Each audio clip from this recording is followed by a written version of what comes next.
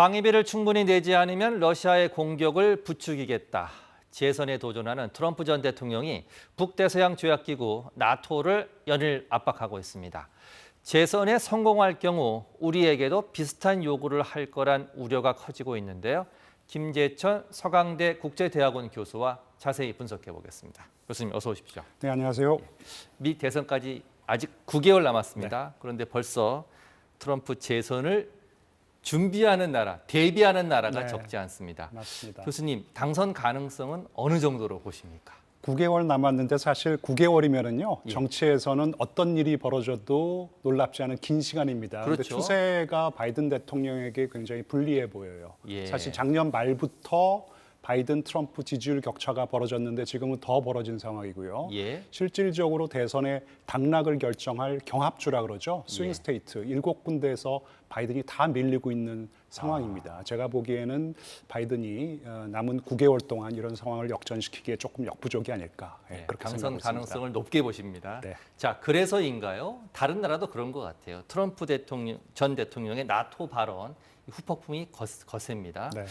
자, 진짜 속셈은 뭘까요? 그렇게 하겠다는 뜻은 아닌 것 같은데. 실제로 그렇게 하지는 않겠죠. 예. 사실 미국 대통령은요, 오바마 전 대통령부터 시작해서 계속해서 미국의 유럽 나토 동맹 국가들에게 그러니까 방위비를 더 내는 개념이 아니고 방위비를 더 쓰라는 것입니다. 그러니까 GDP 대비 방위비를 2% 이상 그렇죠. 쓰라는 거예요. 예. 그게 나토의 가이드라인이기도 하고요. 예. 그래서 지금 현재 이 미국의 유럽 나토 동맹 국가들 중에 10개 국가만 이런 기준을 충족시키고 있어요. 예. 나머지 20개 국가가 이런 기준을 지금 충족시키지 못하고 있는 상황에서 방위비를 더 내라고 충분히 요구할 수 있는데 근데 내지 않을 경우에는 너희 나라에게 지금 러시아로 하여금 지금 침공하게 지금 부추기겠다라는 것은 이건 나가도 너무 나간 것 같고요. 예.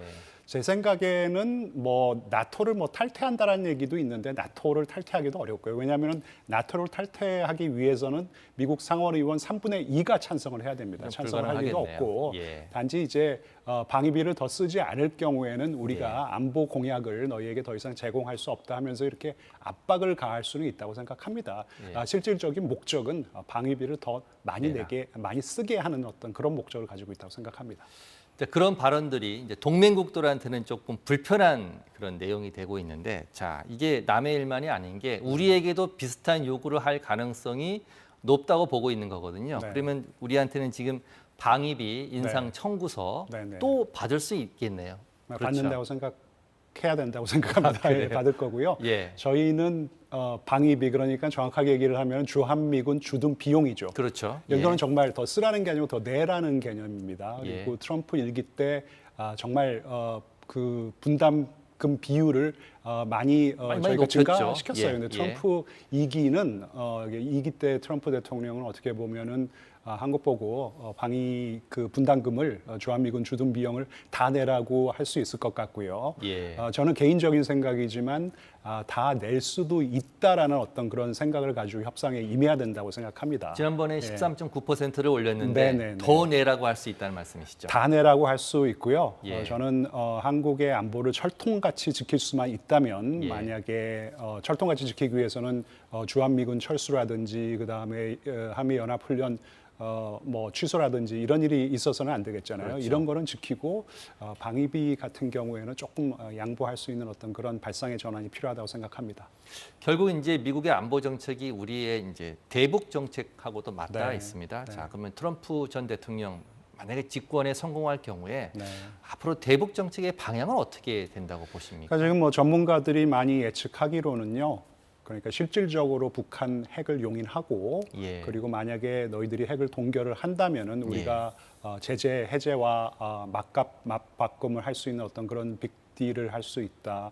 트럼프 대통령 2기 때는 이런 지금 뭐 대북 정책을 사용할 수 있다라는 예측이 나오는데 저는 이것도 그렇게 쉽지는 않다고 생각합니다. 왜냐하면은 진영화가 심화되고 있는 지금 이 신냉전의 국제 정세에 있어서 중국에게 이 북한은 굉장히 중요한 우방 국가가 됐어요. 그러면 북한을 실질적인 핵 북한의 핵을 갖다 실질적으로 용인한다는 것은 사실 중국 좋은 일 시키는 거거든요. 예. 그래서 미국 내 반발도 심할 것이고 그다음에 북한도 지금 중국과 러시아에게 어떻게 보면 올인을 한 상황이기 때문에 미국과의 관계 개선 그리고 예. 뭐 미북 정상회담에 그게 그렇게 별로 시급하지 않을 것 같아요. 예. 그래서 만약에 제가 트럼프라면은 뭐 김정은과 이 정상회담을 다시 재개한다기보다는 푸틴 대통령과 정상회담을 해서 왜냐하면 우크라이나에서는 정치적인 어떤 그런 성과를 높일 게 많아요. 그렇죠. 하지만 김정은과의 정상회담은 성사되기도 어렵고 성사가 된다고 하더라도 실질적으로 정치적인 어떤 이득을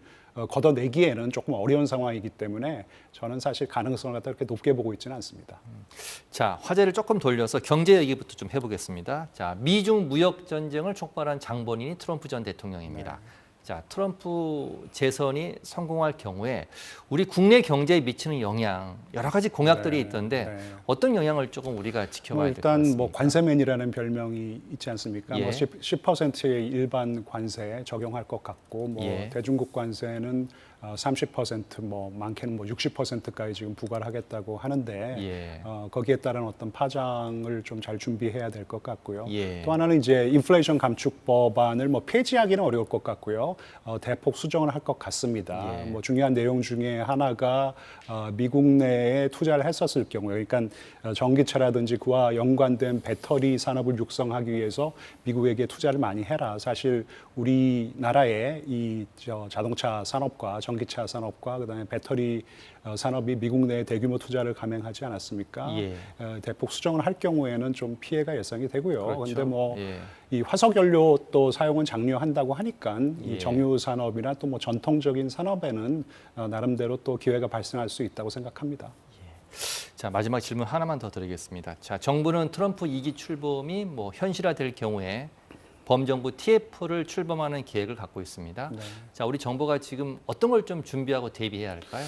제가 알고 있기로는요, 벌써 트럼프 2기를 대비한 범정부 TF가 좀 발족된 것으로 알고 있어요. 그렇군요. 단지 예. 이제 윤석열 정부와 바이든 행정부와의 관계가 너무 돈독하다 보니까 이걸 좀 내놓고 활동하기가 조금 어려운 부분은 분명히 예. 있을 겁니다.